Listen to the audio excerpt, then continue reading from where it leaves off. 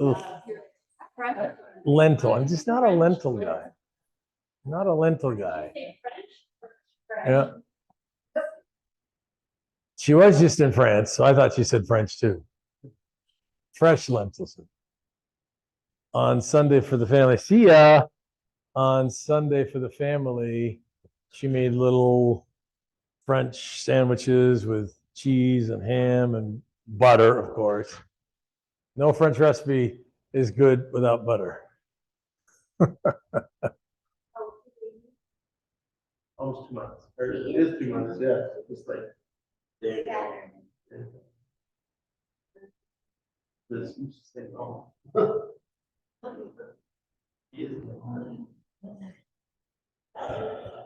All right, well, just a couple more minutes, then we'll get started. Hope people are ready to get down and dirty because this is a active class tonight. It is.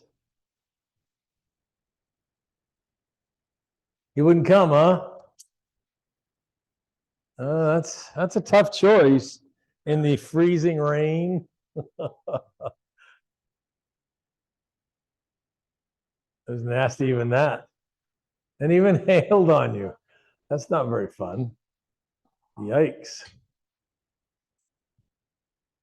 Hello, are you smiling?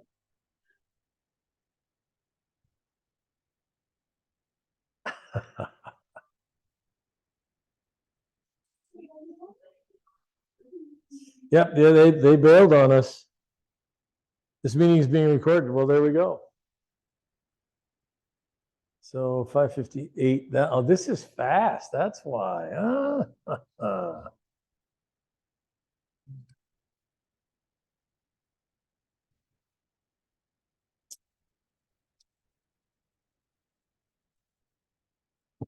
right. Well, since you guys are here, we'll just get started. We'll go for it. Other people join us. That's fine. Hi to everybody here, and hi to people that are watching online. This is going to be an active class.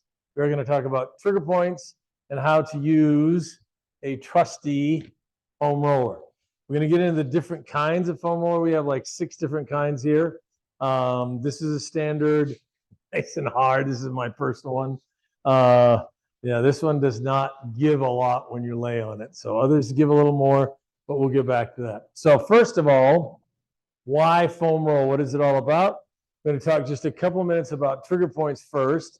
You can see these guys up here have trigger points in the very common places. Almost everybody has a trigger point up in their jaw, their traps. Not everybody in their forearms. A lot of people do though. In the legs, on the IT band, almost absolutely everybody. I could check everybody other than the baby, and I promise you I could find a hot spot there.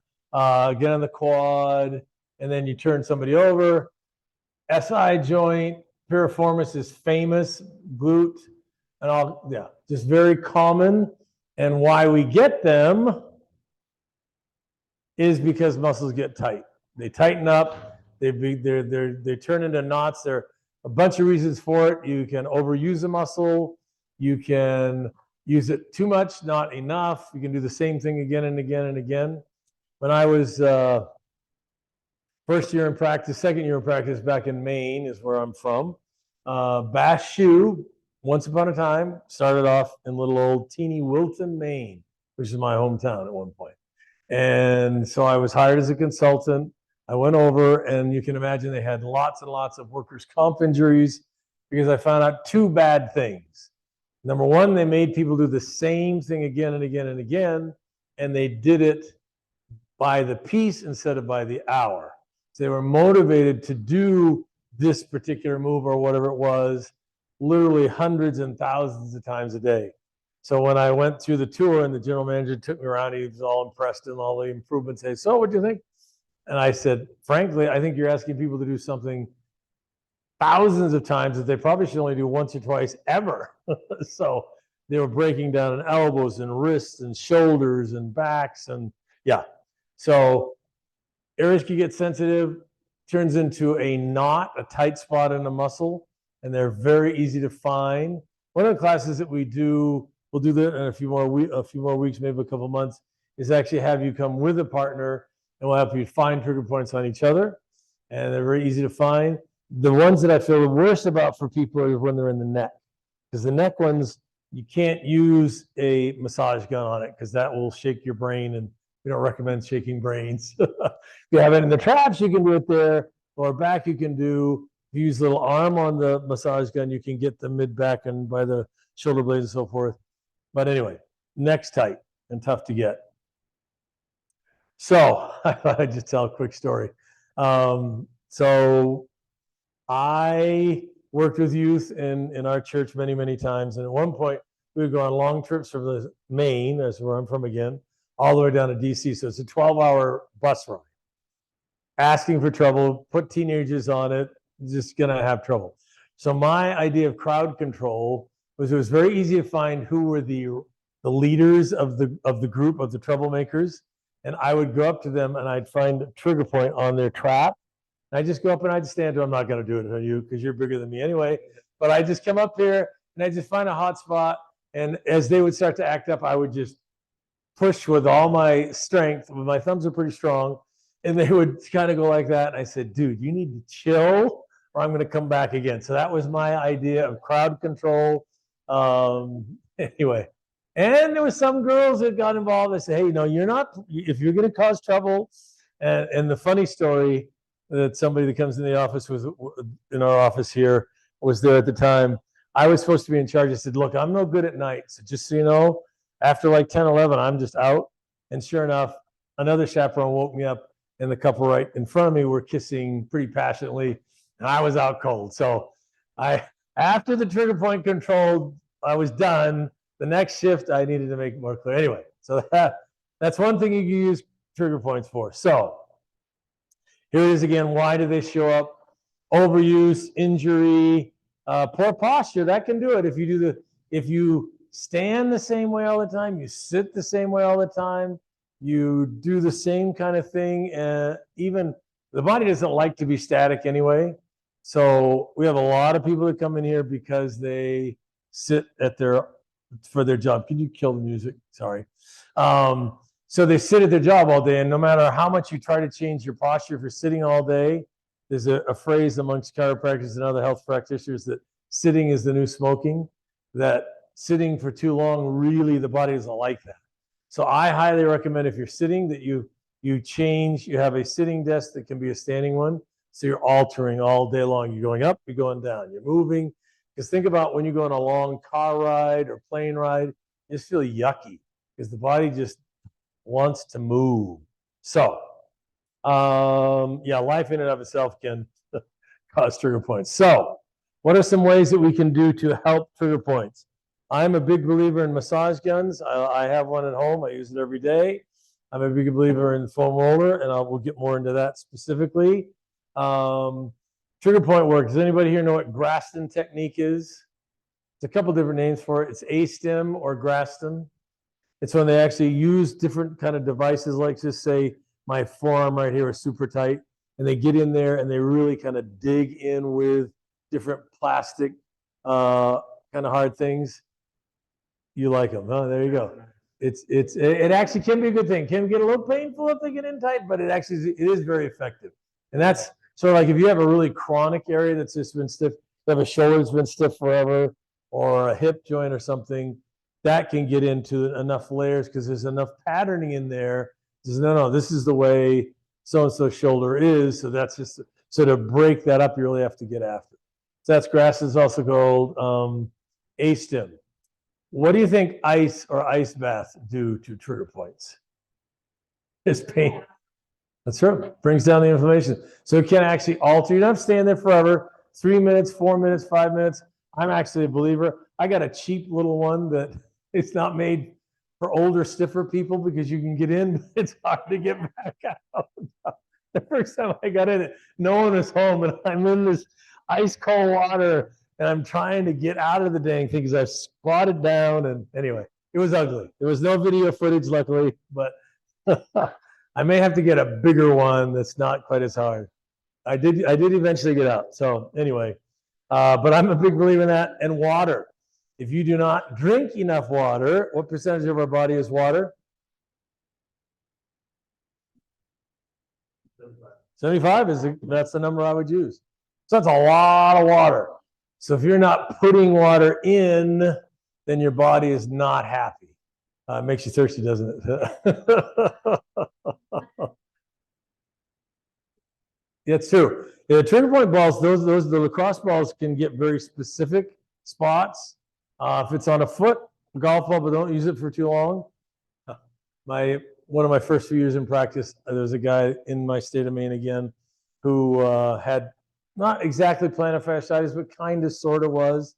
So I said, okay, well, you should use a golf ball, but I wasn't specific on my instructions. So I just said, use it for, I think I said a little bit. I don't know if I said that or not. I hope I did. Anyway, the next morning he calls me in the office and says, "Dog, I can't even walk." So what are you talking about? He said, "I did what you told me to do." I said, "What do you mean?" He said, "I used the golf ball." I said, "Well, how long did you use it for?" "I don't know. Watching TV, I was drinking beer a few hours." So he's rolling on this thing for a few hours. And I said, "I'm very sorry. It should have been 1 to 3 minutes. And so don't do that again." So I had to do it anyway. So yeah, moderation. Okay, so they keep popping up. Again, the same kind of thing. So the blood actually kind of gets trapped and the muscle just gets this knot. So if you run your finger over, one of the most common areas is the trap. I can find one right there actually on me. That you'll find literally a bump. It's kind of like a bump. The other place they're all over the place is here, and they're definitely in your forearms. So forearms are real easy to find. I just found one right there. Makes my voice go higher. So, and then the problem is, unless you do something to get rid of it, guess what? Stays there, because that's the new normal for that part of the body. So it's super tight. So you have to do something actively to get in there and get it to change. So the massage gun is awesome. Lacrosse balls, actually, I'll show you one thing. Would you throw me a lacrosse ball without hitting the baby? You can get the dad, but just don't hit the baby. She's not going to try. Bounce it, bounce it, bounce it. There we go. Nice. So I will show you this because this is more precise than using a foam roller on it. So I do, in fact, do this on a pretty common, regular basis. I use my hands a lot. So anybody that uses their hands a lot, you actually can do two things. Number one, you actually go against the wall. And the beauty of this is I can put more or less pressure on it, and you find those little hot spots, and woo, there's a couple right there. And then to do the underside, I'm going to get out of view there, but it'd be something like a counter, like a table this high. You actually put it on the underside and you press down, and that will work on those trigger points. And how often should you do that? A regular basis, because you're always going to get those tight. So, all right, here we go. What is foam rolling? Here we go. That's an example. So what part of the body is that? The IT band. First time I ever saw someone use a foam roller was over 20 years ago in a gym. And I saw this big guy on the floor, and he's like wincing and crying out and whatever. So the person next to me is a personal trainer. I said, "What is the dude doing?" He said, "It's a foam roller. Have you used one?" I said, "No." He said, "Well, when he's done, why don't you just go check it out?" So I got down. I said, "Oh, I see." Because the beauty of this is she is using her body weight. I mean, it's a simple, you can have it in your house. It's one of the easiest good things you can do for your body. It's not expensive equipment. If you have a dog or you have kids, you have to probably hide it. One of mine, I couldn't figure out what was on my stairs. It was black, weird stuff on my stairs that my grandkids have been over, and they found that if you rubbed it on the wood stair, it was really cool because it would chip it all off. So, and dogs like to bite into them. They could bite into this. You can bite into those, are softer over there. So we are now going to get down and dirty. So it's technically called self-myofascial release, SMR. No big deal.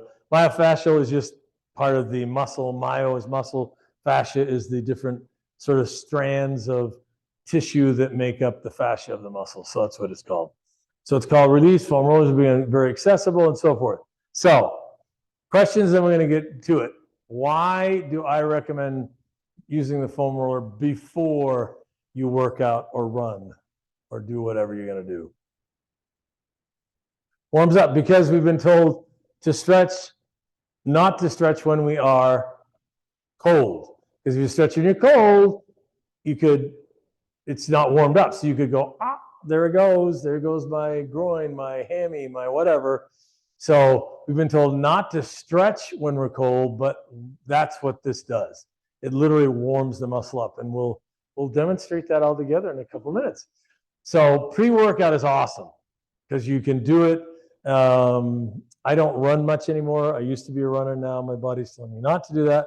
But before I play tennis, before I go do a workout, I will foam roll and massage gun. So my personal suggestion, particularly if you have really tight spots, is use a massage gun first. Just kind of warm it up that way, and then use your body weight on top of your legs, your back, your whatever. So start of the day is a great time to do it. Post-workout as well, I do recommend at least once a day. I use my foam roller pretty much every single morning, except for Sundays probably. But every single morning I just have a little routine, and I'll show you what that is. It's here, it's here, it's there. Those are my three big ones. Glutes you can do, we'll do that too. And that's what it is. So, all right, here we go. Victoria, if you can come move this, I don't know where, maybe over in the corner. So just leave it right there. That's fine too. Just imagine. All right. So we have various ones. You want a slightly softer one or a hard one? Softer? That's what you're going to say. That's why. We're not giving Scott an option. We're giving him a hard one. And mommy has a little excuse right now. Okay, so here we go. We're going to get down. And I'm going to use my home one.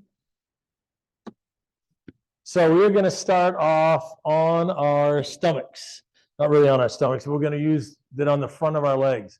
So Carrie's is wide, longer. So she has a bit of an advantage. That could be a little crowded for you, but you'll figure it out. I can still, with this one, do what I want to do. We're going to start off just straight up. We're just going to go right on top of it. And it's going to roll slowly up and down that whole thigh.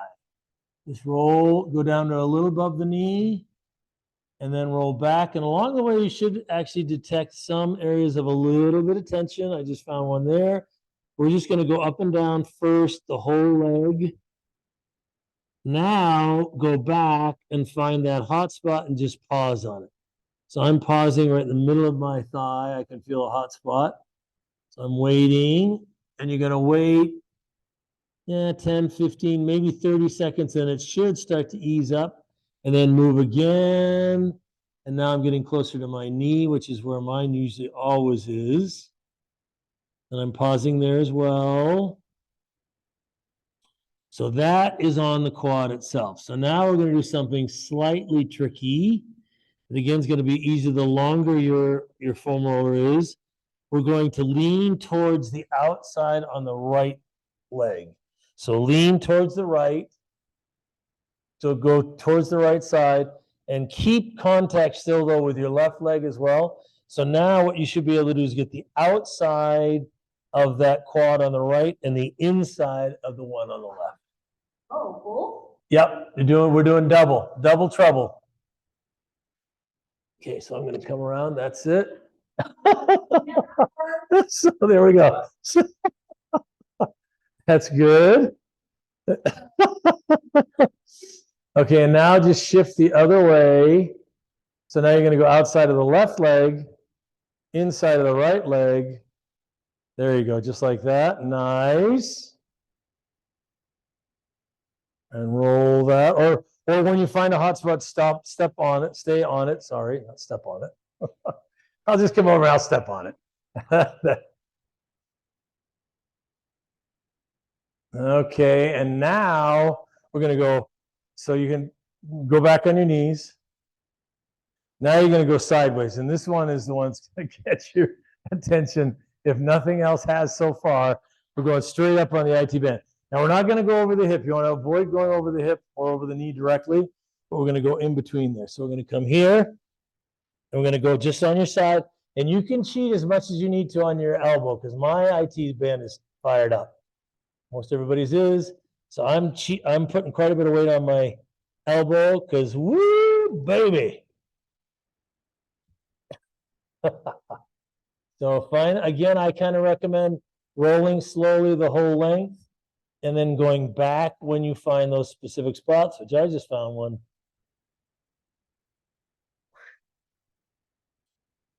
Woo. Remember to breathe. Thank you for the tip.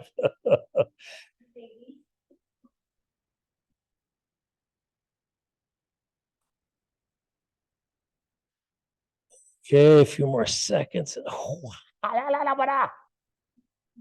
We've had swearing in this room before with this. There's one person said, I'm thinking about a whole bunch of bad words right now. Didn't hear any. Woo! Wow. Okay, go back on your knees. I'm going to shift and go the other way. It'll be interesting for you to see which side you feel more. So now we're going on whatever the opposite side is.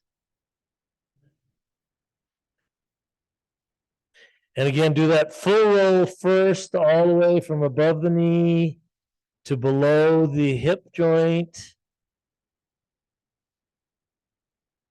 Woo, baby. And then go back and focus on a few of the hot spots. I hear someone breathing well. Way to go. Yes, the room temperature did just go up in my little part. It just went up. Woo! Yep. Woo! Okay. Geez, I already foam rolled once today. Okay, so now we're going to flip over. We're going to do the calves. So for me, I like to have something go against the wall. You can put your back just against one of the chairs, or you may be able to do it without having to be against the wall. I personally, just because I am not very flexible, I just find I've gum right up here. I'm going to put it right underneath, and it's going to be very much like what we did with the quads. So first thing, you're just simply going to roll it slowly down and just kind of feel as you go. We're going in the middle. I personally know mine is way worse on the outside. So we're going to get to that. But first, we're just warming it up. If you find a spot in the middle you want to intensify, you can cross your leg. No, just relax. Yep. So you can cross your leg and say, oh, you know that?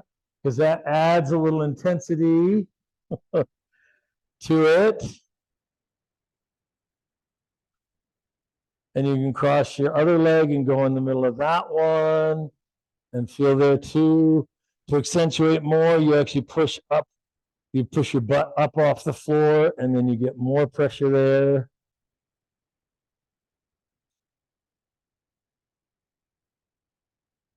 And now we're going to do what we did with the quads. So we're going to go outside. I'm doing it on the right leg. You can do either way, but I'm going outside right leg, inside left calf, outside right calf, and I'm going up on my arm, off my butt off the floor, so I feel it more because I always feel it here. Brooke, you're missing out. Hold on. Wow. I don't know. Do you guys feel this a lot? My calves are always tight. No, yes. Not as much as the other.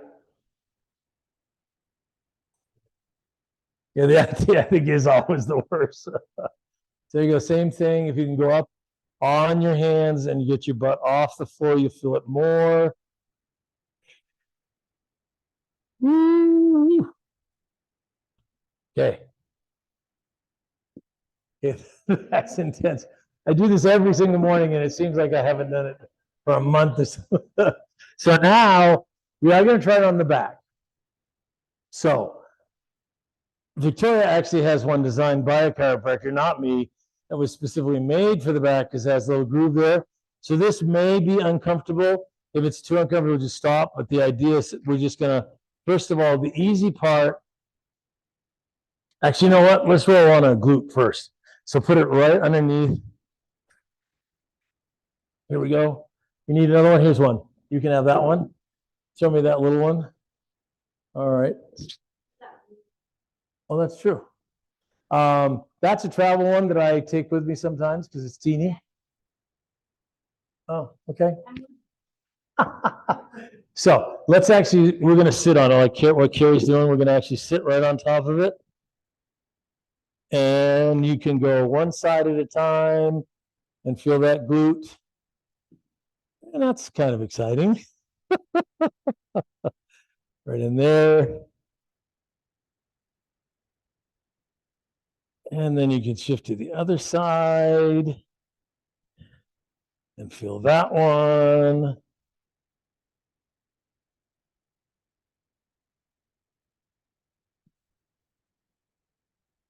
Yep, that one I feel even more.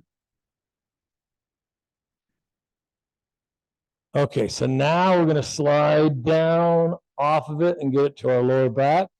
Now, if this hurts, then just stop. But the idea of the lower back is you actually can just kind of roll. I don't feel it as much on my lower back as I do up on the thoracic, the mid back, because the lower back kind of has a curve that goes away from this. This is hard to do. There we go. So try that, and then you can just inch on up. You roll down, and my mid back often gets tight. So then you're going to roll on that mid back right in between your shoulder blades.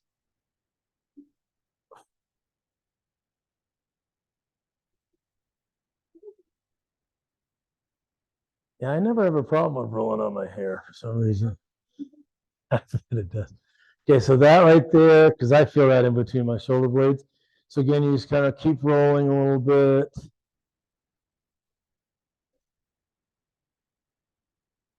I'm rolling on them too. Above a little bit on and then a little below. Whew.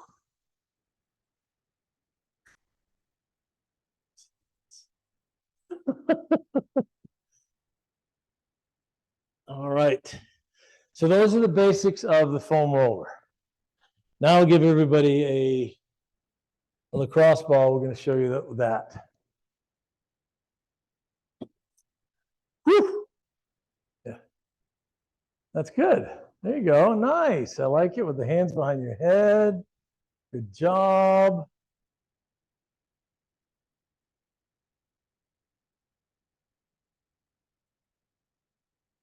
Brooke's done that before. Nice job.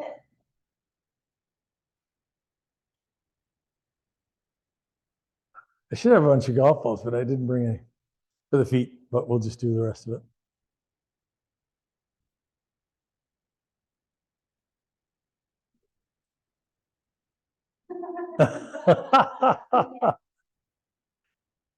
I'm old enough to remember the waterbeds era. We had one when Robbie, my wife, was pregnant, and oh my gosh, and it was the one that didn't have very good baffling. So when one would move, the whole bed would move, and that was really funny, wasn't it? That is such a funny story about that waterbed. You had to drain them, you had to fill them. Okay, so I want everybody to find a place on the wall. We're going to do a couple things. We're going to do forearm. We're going to do under. We're going to do on the outside first. So that's where you're going to find a piece of the wall. And literally just going to go ahead and put it right on there. And you're going to push against your arm against it. Use your body weight against it. And you can push as hard or as little as you want. But you should find some trigger points. There you go. So that's on the outside. Feel that. Woo, baby. Yep. And then once you've done that arm, you can go to the other arm.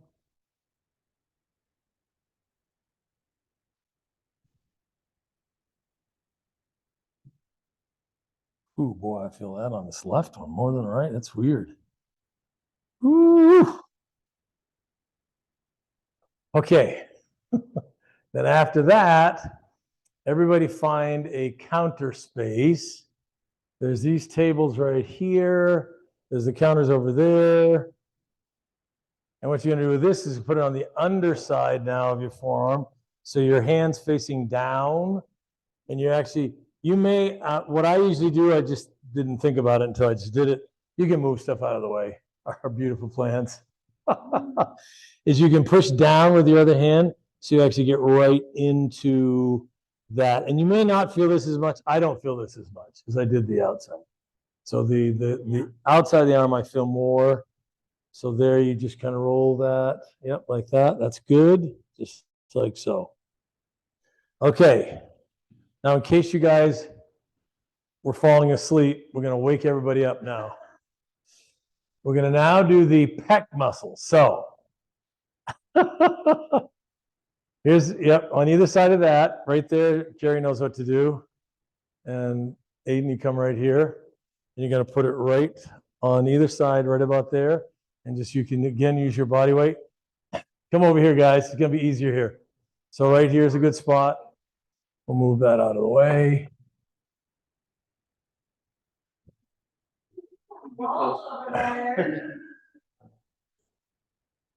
Nope. Yeah, right there. And let's see, you can come right here. And you can use either side of the door frame. And just roll that around until you find those hot spots. And then you switch and go the other way. This is pretty intense. Right there on the shoulder itself. Yeah, because we as a population, we're a lot more like this. We're in, and so the pecs are almost always tight, and the mid back isn't strong enough. So go on there, find those hot spots. Yep, right there. Yep, and come a little closer this way so you can, yeah. So if you can face a little bit more, there it is. Yep, right there. Feel that? No? Okay, come on the door frame like what he's doing. Go right there so your whole body's on the other side. There it is. Yeah, like that. There we go. Feel that now? Kind of, sort of? Yeah, there you go. What's that? We're not tree huggers in here. We're wall huggers. There you go. So the beauty of that is you can just do it again and again and again. You don't. Aiden might have found a spot. Is you don't want to do it to bruise yourself, but you can do it, and you can use the lacrosse ball for a specific spot on a glute, on a back, or even on the shoulder blade. So if you don't have a massage gun, you can put it here. And a trick that a massage therapist taught me was to put it inside a sock, and then you put it like that so it won't fall and roll all over the place. But put it on the wall, and you get really specific spots there too. Yeah, like that. Go down a little lower. Here, stand up right there. Now go down.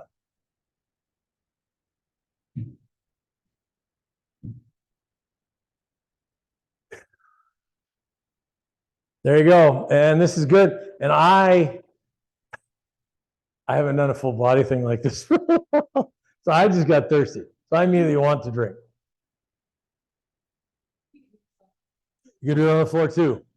A little more intense, but you can. That's why one of the good things about that, I told you. I think I gave you a little warning. So, and the one thing I will say as a close, and then you can stay whatever, is the more you get the muscles to relax and loosen up, the easier it is for everything else to get adjusted, to exercise, to hold your baby, to do whatever it is. The looser the muscles are, the better you're going to function.